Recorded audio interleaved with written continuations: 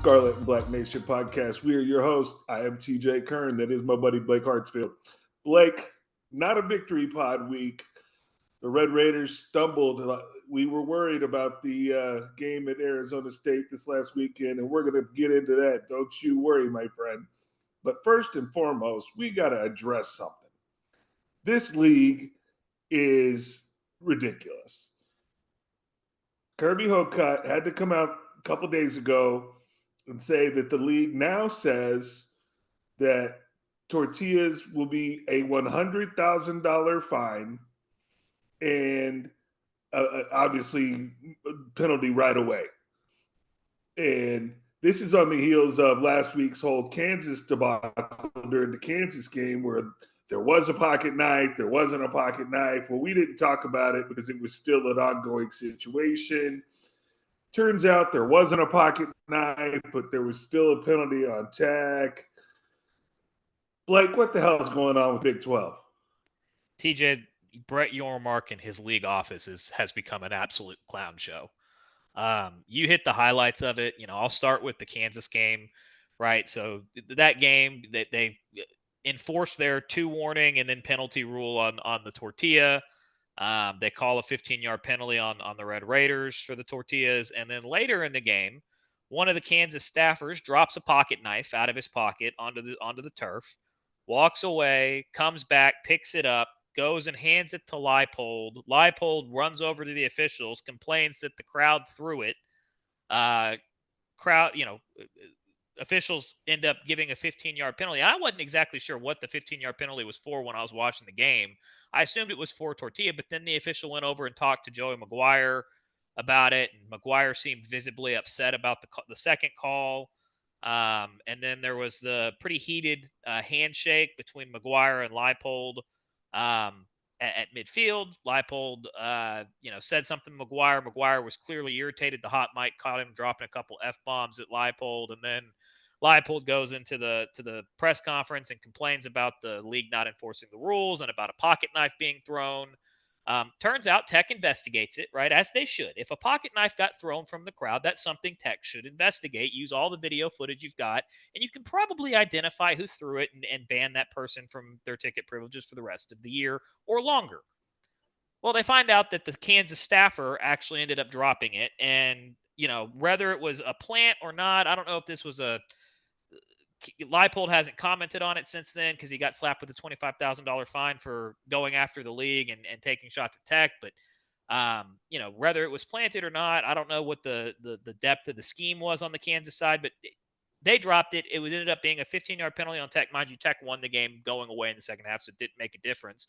But the league doesn't punish Kansas for this orchestrated or not, they dropped something and got a penalty called on Tech.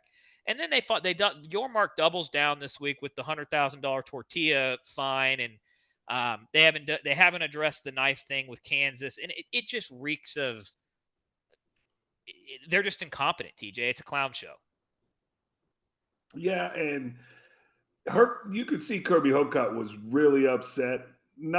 I don't think he was upset at Red Raider Nation, but he was pretty stern in his message to Red Raider Nation that, hey, look, we're not paying these fines. We're not going to pay these fines every week. We're not going to do it. Turns out, Blake, no more tortillas at Jones Stadium. Yeah, go ahead. I don't know what's going on. It's a silly tortilla. It's a tradition that's been going on for a real long time here in Red Raider land. And the rest of the league is just jealous. Yeah. I think that's exactly what it is. The Red Raiders are flexing their financial muscle. Texas and OU were out of the conference. So like we've talked about on this very podcast, somebody had to step up in the power void. And lo and behold, it's the Red Raiders.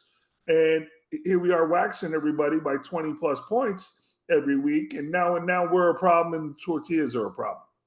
Yeah, it's funny the timing on that, right? They pass it in the summer right after we have the best offseason that the conference has seen in a while. We have the best transfer portal class.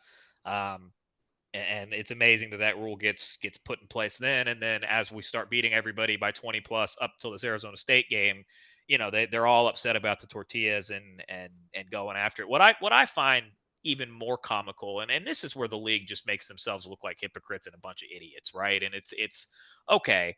So the tortillas are $100,000 fine and a penalty the first time, one warning, and then the second time is a $100,000 fine and a penalty, and every successive time it's an additional $100,000 fine and a penalty. So we're going to fine $100,000 for a piece of bread, okay?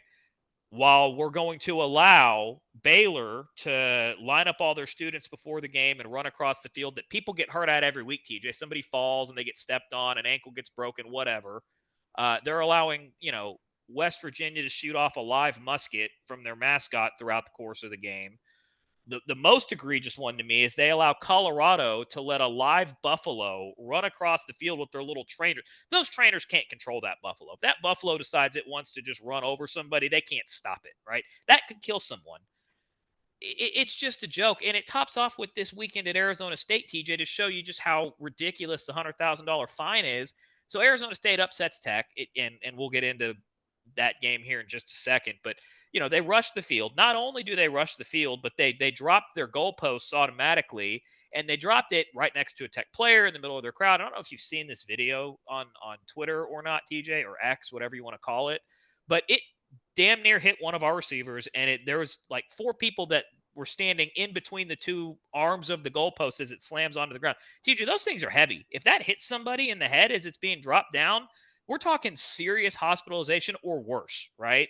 So we rushed the field, which is an inherently more dangerous situation than a tortilla piece of bread being thrown for both players on the field who are trying to leave the field, and for the fans that are in the middle of the fan. We saw a couple of dust-ups that have popped up from that, as it always happens.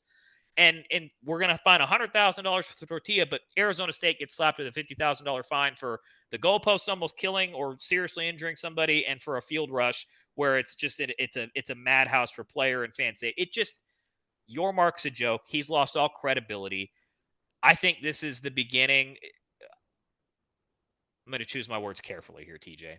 I think Tech sees that this next round of realignment is very important. They're doing everything right. They're increasing their NIL spending. They're trying to become nationally relevant in football, in addition to staying nationally relevant in basketball. They're trying to make themselves as attractive as they can for the Big Ten or the SEC at the next round of realignment in 2030, when a lot of people feel like there's going to be a breakaway from the NCAA, and the teams that are in are going to be in, teams that are out are going to be left behind. I think this is just another domino in the house of cards that's being built, that's going to lead to an ugly divorce between Texas Tech and the Big 12. I was listening to one of the local radio shows here, and they were going through the top 5 rivalries in college football. And, of course, they hate the big ones: Ohio State, Michigan, Auburn, Alabama, et cetera, et cetera. And then at the end of the segment, one guy makes a joke. It's like the Big 12 league offices against Texas Tech. And it's kind of true. It's like they've decided to single out Tech, and I think we're headed for a divorce here at some point. Man, it's really sad to see what's going on, because they should be embracing what Tech is doing for this league in this conference, not isolating them. Would the Big Ten treat Ohio State like this, or Michigan like this? Would the SEC treat Alabama or Georgia or Florida or Tennessee or whoever, like the schools that are trying to compete on a national level and carry the conference's flag forward? No. In fact, I would argue that those leagues go out of their way to protect their big brands. And meanwhile, you've got the Big 12 going after Tech, and it doesn't make any sense.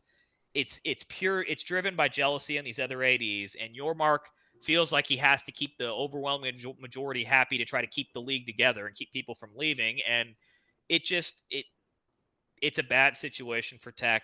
We're not being treated fairly. The rules are not being enforced equally. And I think it's going to lead to a divorce at some point. Man, that would be something else here on the Scarlet and Black Nation podcast. But Blake, now that we've gone off on the Big 12, let's get into this football game that happened on Saturday. And I will be the first to say that the Red Raiders did not play their best game. I will be the next to say that the Red Raiders could have won this football game, probably should have won this football game. If you would have told me, Blake, at the beginning of this game that you had your defense with the lead up by 3 on the field with under 2 minutes to go, I'm telling you, at worst, we're going to overtime. At Yep. worst, they're getting a field goal. And Yep. the percentages were probably pretty low that they're getting a field goal on this defense. But Yep. Blake, the defense was on the field for the majority of the game. They were a little tired. Arizona State has a first round receiver, Tyson, and Sam Levitt made a couple of big plays at the end of the ball game. And lo and behold, we end up getting beat, Blake, but we deserved to lose. We did not play our best. Yes, we almost snuck one out at the end, and when we woke up there in the fourth. But Blake, I want to start with the offense. Baron Morton does not play. Will Hammond is your starter. Okay. I think Mac, whether you want to say Mac Leftwich wasn't ready for the Arizona State game plan, or his game plan just played right into the hands of the Arizona State game plan defensively. I don't know what's the truth and what's not. He even came out and said he thinks he called too many quarterback runs in the press conference. Well, surprise, surprise. And Blake, the Red Raiders struggled to get anything going on the ground, really. Struggled to get anything going in the passing game. It was pretty ugly for most of the game on Saturday. Yeah, TJ. What is frustrating to me about, and you kind of hinted at some of the things, and we'll get into a lot of what you said. You did a great job kind of summarizing the game. Starting with the offense, what's frustrating is all we've heard all year is that from McGuire, from Mac Leftwich, and the multiple times that Will Hammond's been forced into action, is we trust Will Hammond, right? Nothing changes when Will Hammond comes in the game, except for maybe we have a little bit more quarterback run. You can have more quarterback run, but he shouldn't be leading the team in carries over your two running backs, and that's a problem in and of itself, right? But you can't tell me and be saying in the press conferences that you trust Will Hammond and then come out with that game plan for the first 3 quarters of that game. Everybody who was watching it that's a Texas Tech fan, because we know offense around here, could see what the problem was. Arizona State was starting with 7 guys in the box, daring the Red Raiders to throw it.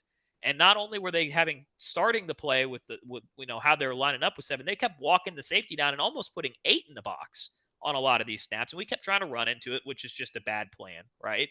And it was very clear that you needed to throw the ball down the field, not throw screens or throw 3-yard passes or whatever. Throw the ball down the field and back them off. Make them back off, complete a couple down the field, and force them to run a lighter box that you can then run into. And they never did that, TJ. They never threw it down the field except for one play. They'd take a shot to the end zone, and lo and behold, it leads to a touchdown. And you're thinking, okay, maybe that'll be, and still no changing, right? Until the fourth quarter when they were so far behind that they kind of had to start throwing, and they had no choice. And it's frustrating. You can't on one side of it tell me that you trust Will Hammond and then employ a game plan where the offense looks completely different from what we've seen all year long. No doubt about it, Blake. It was very frustrating to watch because, again, your defense played well, kept you in the ball game. Sam Levitt. They had 83 snaps, TJ. Arizona State ran 83 plays. So that's how much that defense was on the field. And they kept holding them to field goals for the majority of the game.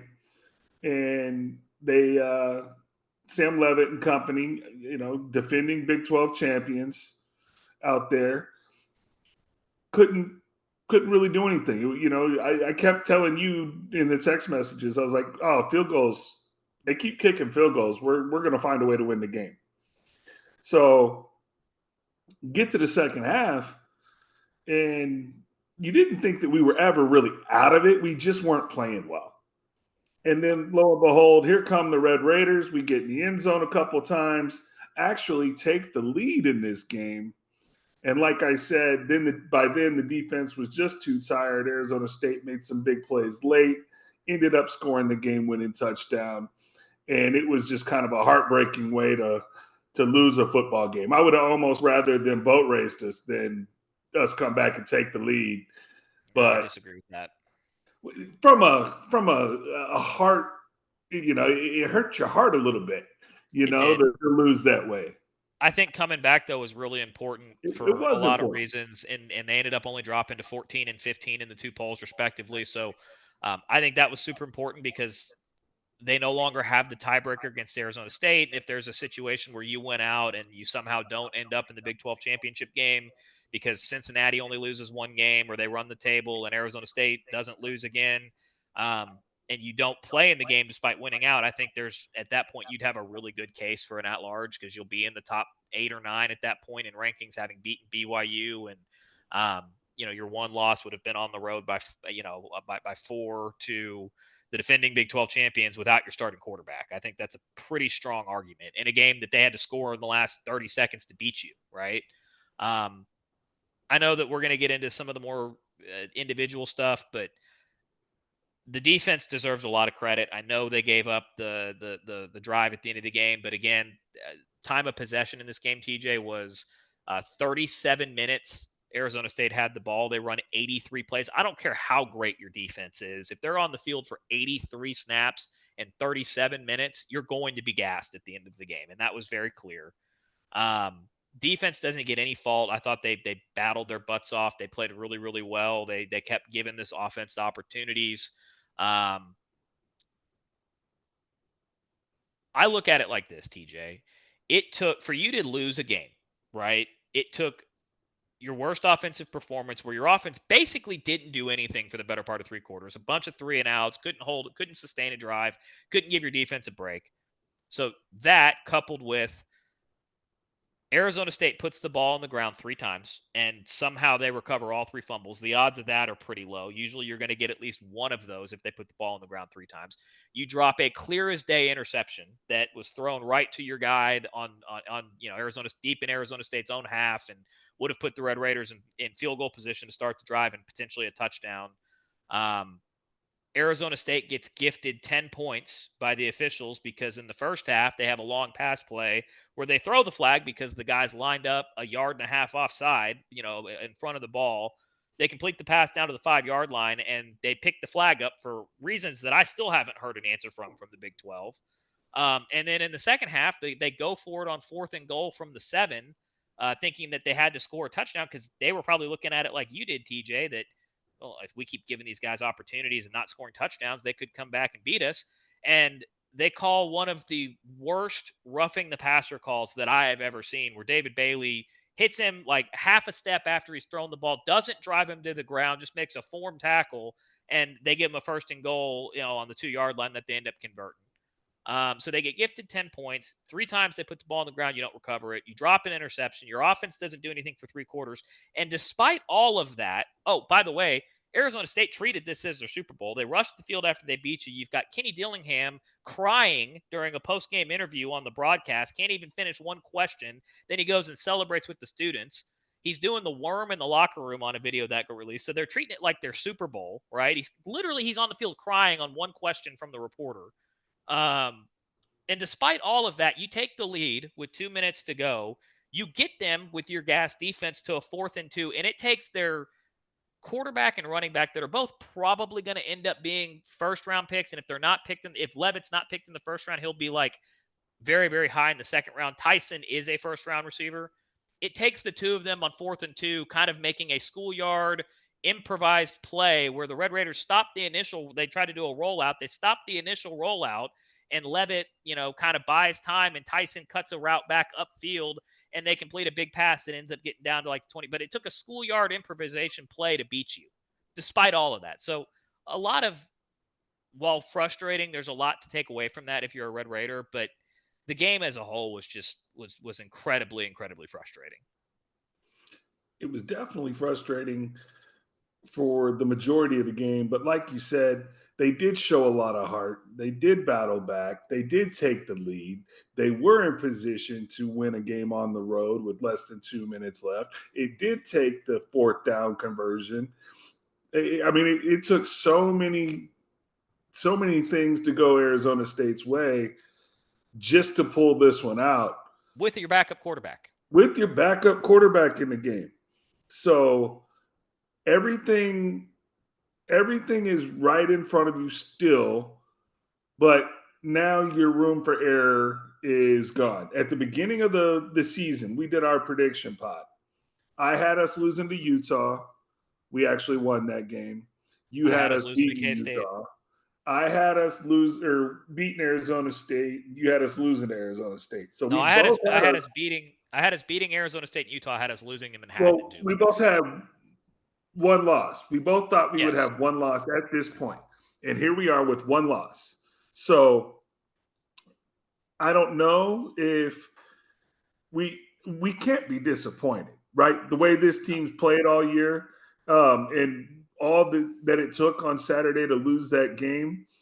Yes, you fell out of the top 10. Whoop you do, right? Like you play an Oklahoma State team who's terrible this week. I don't even know how much time we're gonna put into that today, but I know that this is still a team that I'm proud of. This is still a team that we're going to battle, and we're going to battle back game in and game out. And all of your goals are still in front of you. You can still go win the Big 12. You can still get into the college football playoff. So this loss is not the end of a season make per se. No, they don't 100% control their own destiny in the Big 12, but the odds are is if they win out, which they have to do, it starts with winning out. They'll have beaten BYU, they'll have the head-to-head tiebreaker there. Then it comes down to kind of what Cincinnati does. If they end up in a three-way tie where if BYU's only losses to you and they beat Cincinnati and then Cincinnati loses at TCU or loses to Baylor or loses at Utah and they end up with two losses. So if you end up in a three-way tie with BYU, Arizona State, and Tech, the Big 12 championship game is BYU and Tech because there's not a double head-to-head tiebreaker because BYU and Arizona State didn't play each other. So Arizona State beat you beat BYU, and they didn't play. So it goes to the next tiebreaker, which would be record amongst common opponents. And BYU and Tech would be in the conference championship game because they both beat Utah, which is the one common opponent, and Arizona State did not. That is Arizona State's one loss. The scenario you get left out in is if Cincinnati finishes with one loss and Arizona State finishes with one loss. The way that the tiebreakers end up working is Cincinnati and Arizona State would actually be in the conference championship game because I think it gets down to like opponents winning percentage or something like that amongst like the next tiers down in the league. It goes to like the sixth tiebreaker. But I think it ends up being Cincinnati and Arizona State, which is what I mentioned earlier. If that ends up happening, and you're convincing the rest of the year, I think you've got a really good argument to get an at-large. So they do still have a lot to play for, but you mentioned it, they have no room for error. You cannot lose another game and end up accomplishing the goals that you set out of either A, winning the Big 12, or B, and while I would love to win the Big 12, TJ, it's more important to me to get into the playoff field, right? And so you've got a lot to play for still. Kind of closing the page on the Arizona State game, there's two other things I wanted to bring up, and I was surprised you didn't mention it, but that fourth down call on 4th and 6 or whatever it was The early option in the fourth quarter, yeah, the speed option, that can't happen, right? was That that play, was that Hammond? Do you think? Did he I check think into that? I think it had to have been Hammond checking into it. I think he got fooled by that. They lined up the same way they had done on the third down play, where they ran a cover. They came out in a double mug with both linebackers up in the line of scrimmage, and they ran a cover zero blitz, and they came after him. He had to get rid of the ball. He got the same look, and I think they probably talked about that during the timeout, but you cannot check into a speed option there To the short side of the field. to the short side of the field, especially. But I don't think you can check into a speed option there, period. McGuire got asked about it, and he, did the thing that he's supposed to do as head coach, right? He actually said in the press conference that he checked into it from the sideline, which I don't believe that for 1 second. TJ McGuire, I think that's him falling on the sword for his offensive coordinator or his quarterback. I don't think Mac Leftwich made that call because even McGuire said we had a pass called to John Carlo and then there was a check. So rather the check came from the sideline. I think if you watch the playback, I think it's pretty clear Hammond checked into it, which was a freshman mistake, and that's part of having a freshman out there. But McGuire is not going to throw his freshman quarterback under the bus, and so he fell on the sword and said it was him. But that's a play call that can't happen. And then the second thing that I want to just say about the Arizona State game is credit to Arizona State. They did play a Great. great game. They are a very good tackling team.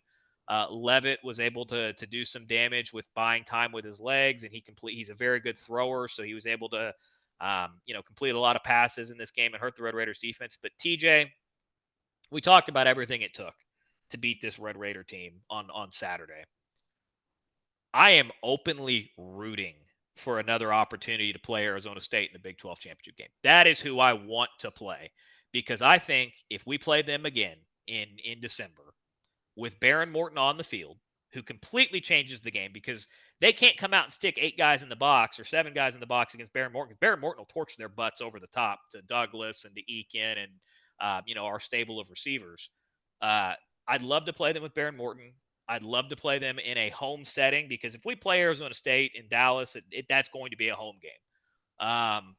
And I don't say this lightly in with what just happened on Saturday, but TJ, if we played them again in Jerry World with a home crowd, with Baron Morton playing, with everything to play for, we will win that game by a minimum of 17 points. And it could be a complete and total boat race. And I mean that, because the offense will sustain drives. The defense won't get worn down. Baron Morton will hurt them over the top if they try to stack the box. That will open up the run, and the crowd will make a difference in our favor versus their favor. So I'm openly rooting for another shot at them. That would be awesome. Number one, because you're in the Big 12 championship. I don't care who you're playing. But number two, to get another shot at them. I agree with you. The one thing that I want to mention before we turn the page is about the defense. They've been so good all year long. Yes, the guy was offsides, but we're starting to see a little bit of a pattern, Blake. Are you concerned that this defense can be beat over the top? I think that I'm going to choose my words carefully again here, because we've given up some big plays. Yeah, I think Without that the big plays, we're excellent. I think that the defense as a whole is excellent. I think they're a top 10 defense in the country. I don't think you can really argue that. And it's a reciprocal relationship, right? The pass rush helps the secondary helps the pass rush. But if there was a weakness on this defense, it is the second and third corners, right? Behind Bryce Pollock. Bryce Pollock's a monster, and he can lock up whoever he's going to lock up. But I think that you can get after the second and third corners a little bit. So if there was a weakness, it's that. If the pass rush doesn't get home, I think they're susceptible to being beat by the pass a little bit. But that's really like poking holes in a really solid unit. Yeah, I mean the unit as a whole is just been remarkable all year long. But I'm just starting to notice. I think Kansas had a couple of deep shot plays, and then here's a couple in the Arizona State game, whether the guy was offside or not. Just starting to see on film that you might have a shot if you can, take some deep balls on this defense and maybe either get a penalty or complete a big play. So I'm not saying I'm not saying I'm worried, but concerned is probably the right word. Yeah. I mean, they're excellent against the run. You can't run on them. When you do try to throw it deep, you got to block it up to be able to do that, and that's very difficult to do. But if you have a situation like Saturday where, Kansas did it in one little spurt at the end of the second quarter, and then the defense shut them out in the second half. So I'm not really putting a lot of stock into that one. They made an adjustment, right? Kansas found something. They made an adjustment at halftime. They shut it down. That happens in football, right? They made a good adjustment.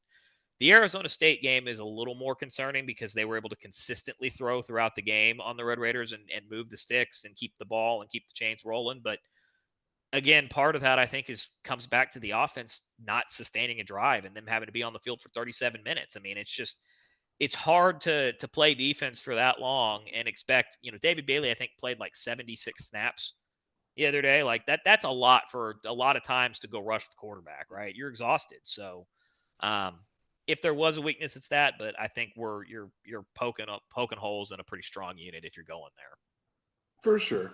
I just was wanted to get your thoughts because I didn't think I didn't want there to be a pattern there of getting it on film and okay, now we can attack Tech in the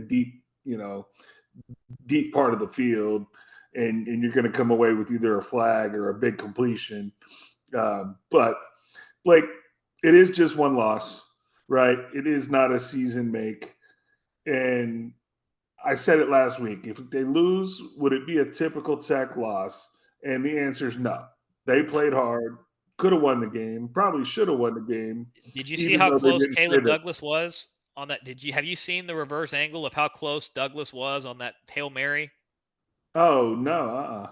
He had both hands on the ball. He got up above everybody. He got both hands on the football, and one of the players for Arizona State at the last second got an arm up and knocked it out of his hand. But I mean, he out jumped everybody and had both hands on the football.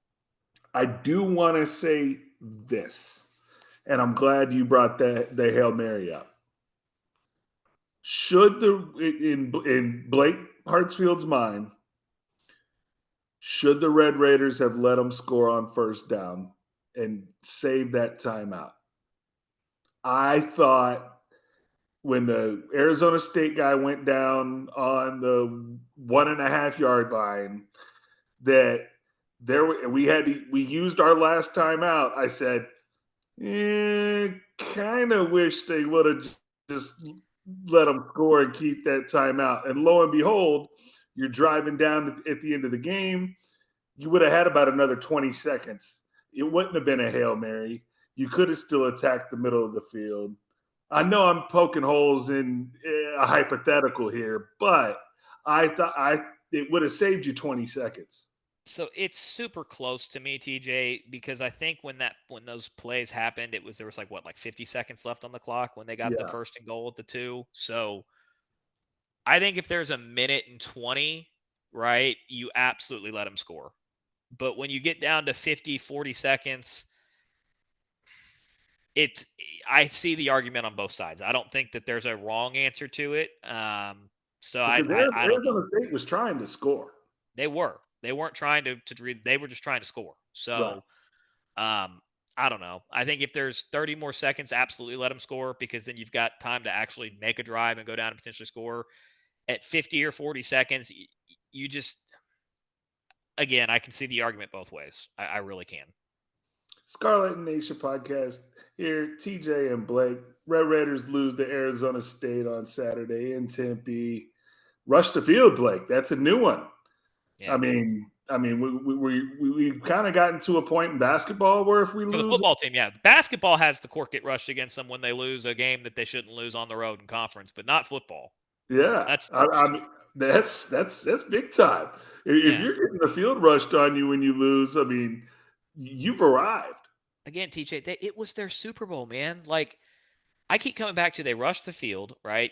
And the one that I think is ridiculous is, I don't know if you watched the broadcast after the game, but they immediately tried to do an on field interview with Dillingham. He gets asked one question and can't even get out an answer because he's like choked up crying with, tears running down his face. And then he's like, I can't. And he like runs into the crowd and starts celebrating with all the students. I'm like, my goodness, like they literally put everything they had into this game. So yeah, I mean, you've arrived when you're getting that reaction from the defending conference champions. They feel like they've just won the national title when they beat you, and I want another shot at them. I absolutely want another shot at them with Baron Morton in Dallas, and let's go see who's better. No doubt. And Blake, I want to talk about a rivalry here in the Big 12. Texas Tech and Oklahoma State used to be one of my favorite games on the schedule. I don't care how Every bad they are. single year. I don't care Every how bad single they are. year. No. Run There's it up, TJ. I don't care how bad Oklahoma State is. With all due respect to TCU and Baylor, that's our rival in the league. yeah. So yeah. Vegas, Blake, what's that line? 38. It opened at 38.5. 38 and a half points. That's a lot of points for a conference game, TJ. That's like you're playing Arkansas Pine Bluff, in the league. So 38.5. Yeah. And that's Oklahoma State. These games have always been competitive. Yeah. So I know they fired. I would not bet this game. I just would stay away from, I'm not going to bet a 38.5 point line. I don't recommend people bet a 38.5 point line. if we're going to talk a little bit about the game, I'm of the, they keep saying Baron Morton's day to day. TJ, I don't know about you, and I'm as big of a Baron Morton guy as there is.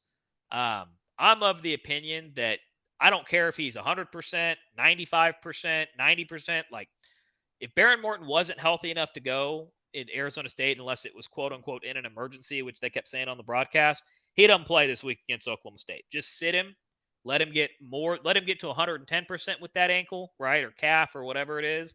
And we need him healthy for K-State in 2 weeks, because if you look at this schedule, you have 2 games left, and essentially, right? Because you're not going to lose at home to Oklahoma State. Will Hammond can beat Oklahoma State going away. You're not going to lose at home to UCF, who's horrible at the end of the year, and you're not going to lose to West Virginia. What UCF, who's not any good, just beat West Virginia 45-14.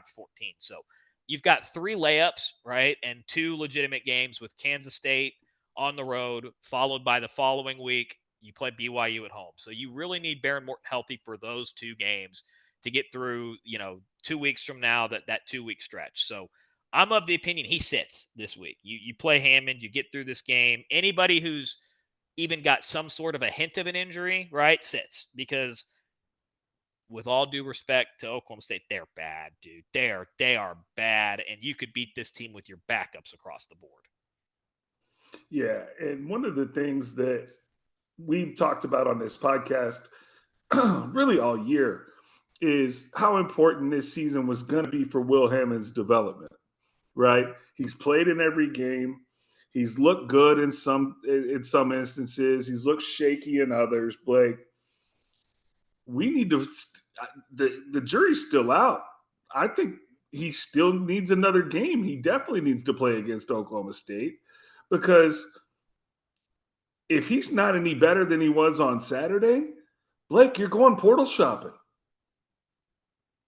So if you'd have asked me that question after the third quarter on Saturday, I would have said they probably need to go into the portal and look at like a senior that can come in and play for a year and give Will Hammond another year. And I wouldn't have thought I'd have been saying that. He changed that tune a little bit in the fourth quarter. He played significantly better. I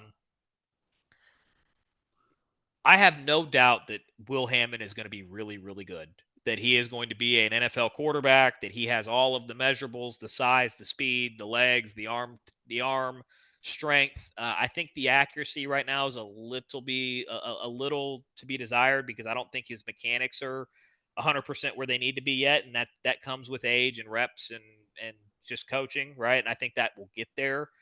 But you make a good point. I would like to let's open it up against an opponent that you're clearly better than. Let's see that he can consistently throw the ball down the field, before they decide if they need to dip into the portal for a quarterback. And if they do that, I think it's we're talking about a senior that's going to come in for 1 year.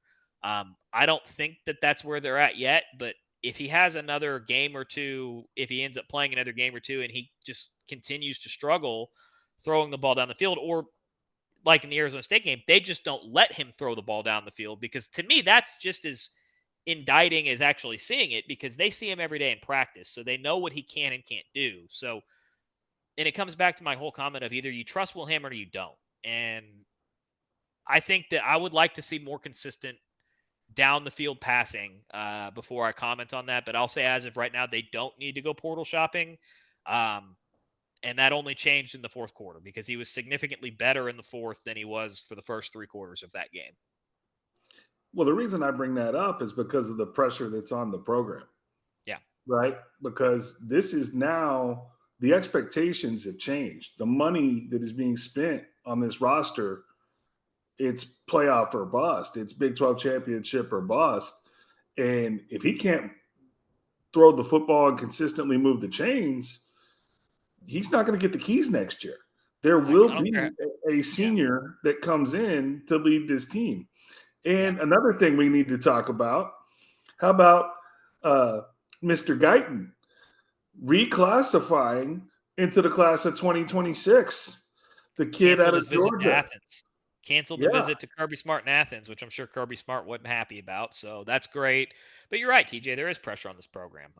Cody Campbell and the boosters as a whole are not spending $30 million on this football roster and having on the heels of just spending $250 million on the facilities to finish 9-3.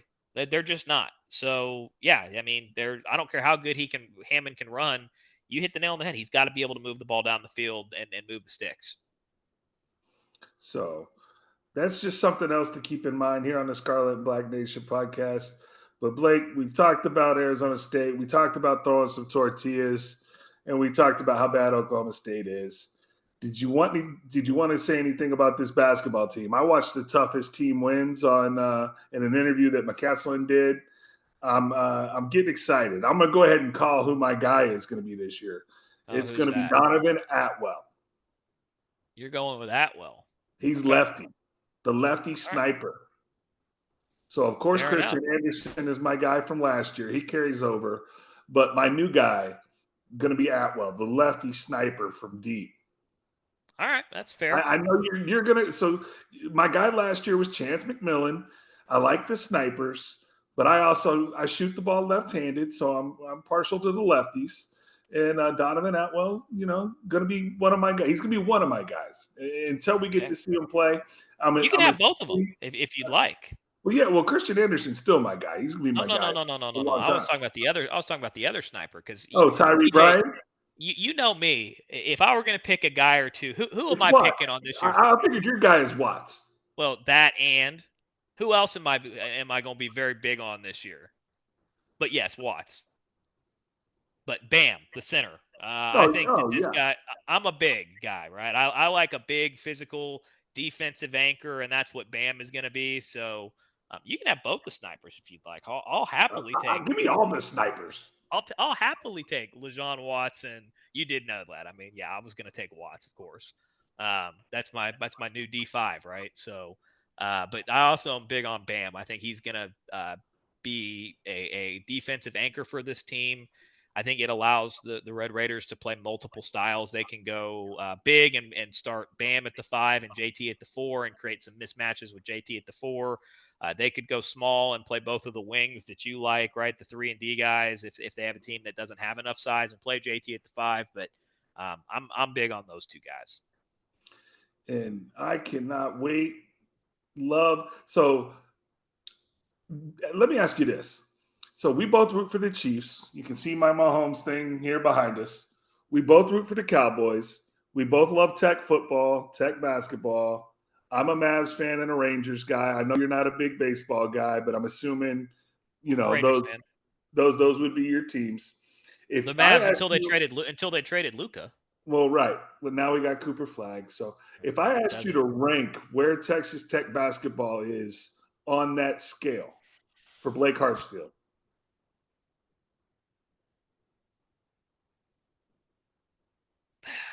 That's tough. They're number 2 for me, right behind the Texas Rangers. Texas Tech basketball has my attention. They have my heart, and this program is very exciting. This is like asking me. I love football. I love Tech football, but this Tech basketball program, it's got my heart, Blake. This is like asking me to pick between chocolate ice cream and Rocky Road, right? I mean, like or cookies and cream. It's tough, but I would probably put. And you like hockey, right? So you got the Stars. I like the Stars, and you didn't even mention Manchester City. I'm a big soccer guy as well. I would probably put Tech basketball 4th, I Is it above Tech football? No. Okay. I'm a football guy, TJ. I know it's like you being a baseball guy. I love Tech basketball, and I love basketball as a whole. But I would probably put them 4th behind the 2 NFL teams that you mentioned, and I go back and forth. Ask me which day of the week, and if I'm a Chiefs fan or a Cowboys fan, I'll tell you yes. My wife did surprise me with tickets to that game on Thanksgiving, and I'm so frustrated with the Cowboys that I think I'm going to wear Chiefs gear, which is shocking because I'm a lifelong diehard Cowboy fan. But I love the Chiefs now because of Pat. Watch every game, every snap, and then Tech football. Tech football's probably 1. The Chiefs and the Cowboys are 2 and 3 in some order, and then Tech basketball's 4th. But again, we're talking like splitting hairs, because it's like asking me to pick between cookies and cream and cookie dough and Rocky Road and chocolate ice cream. Like, I love all four.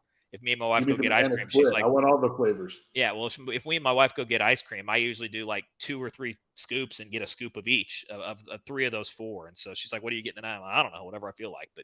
But that's what you're asking me to do. And then after those 4, it would be, the Stars, Manchester City, and then the Rangers would be next. And then the Mavs used to be higher, but I'm still so disgusted until they fire Nico. They're at the bottom of the list. Well, I got you, Blake. That's just a little bonus coverage here on the Scarlet and Black Nation It's a podcast. good question, though. Yeah, no, I mean, because I'm excited about some tech hoops, man. I was on YouTube today on my lunch break and was watching some content for Red Raider hoops, getting ready to go. If my wife heard that answer, she'd come in here and go, "You're lying because you love tech basketball," because she saw me in the tournament last year. But I'm picking between great flavors of ice cream. No doubt about it, Blake. Well, that's about it. I know you got those kids put to bed and all that. I've got some basketball to watch. Speaking of basketball, so we're going to get out of here for this week's edition of the Scarlet Black Nation podcast. Blake, how do we always get out of here, bud? Wreck 'em. Wreck 'em. We'll talk to you guys soon.